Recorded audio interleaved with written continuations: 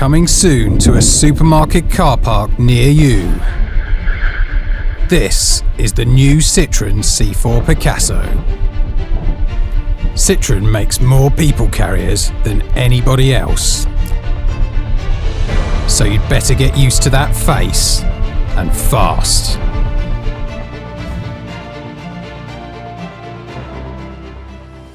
While the Citroen's latest rival, the Fiat 500L, turns the clock back with retro design, the C4 Picasso looks like the car of the future. Check out these windows which wrap around the whole top half of the car, the windscreen which stretches back into the roof, and these bold LED eyebrows above the headlights. Oh, it's just a regular diesel engine. I was hoping for something more space age.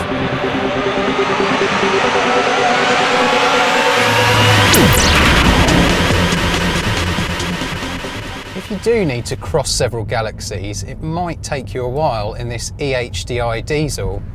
It's got a fairly modest 115 brake horsepower, so 0 to 60 takes about 12 seconds, and you'll need to shift down at the first sight of a hill.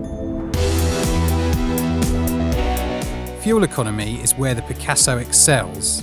Citroen claims more than 70 miles per gallon, and CO2 emissions of 105 grams per kilometre mean annual car tax costs less than half a tank of fuel.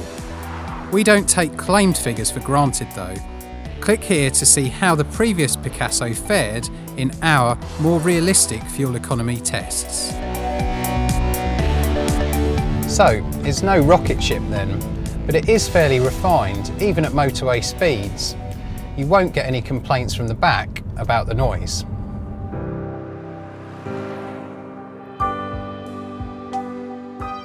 In fact, you won't get any complaints, full stop. The C4 Picasso is perfect for passengers. There are 3 proper seats in the back, so if you've just had triplets, you could fit 3 child car seats side by side. All 3 seats slide forward, giving up to 630 litres of luggage space, according to Citroen, or nearly 3 times that if you fold the seats flat. There are some clever design touches around the car, such as this boot light that unclips and turns into a torch. There's some pretty radical design in here too. The dashboard's split into 2 screens. This upper one displays all your driving info, like your speedometer, fuel gauge and sat-nav directions. And you can even change the wallpaper, like on your PC at home. The lower touchscreen controls the stereo, nav, aircon, almost everything on the car in fact. But while it looks cool, having to navigate all those submenus is more complicated than just pressing a physical button. Or maybe I'm just being old-fashioned.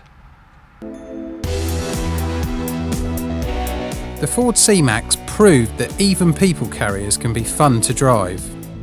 Sadly, that isn't the case with the Picasso. The steering's very light and it doesn't offer that much feedback. And it wallows a bit around corners where the Ford just grips and goes. Does that matter?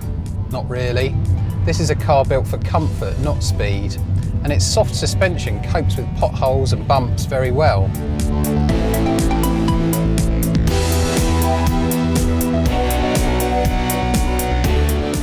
Citroen's 3-year 60,000 mile warranty doesn't look great compared to the 5 and even 7-year cover you get from some rivals. Click the link to find out how Citroen was rated for reliability in the latest Which Car survey. So, the C4 Picasso fits its brief very well. It's a good carrier of people. Okay, so it isn't as exciting to drive as it is to look at, but that won't be a deal breaker for most buyers.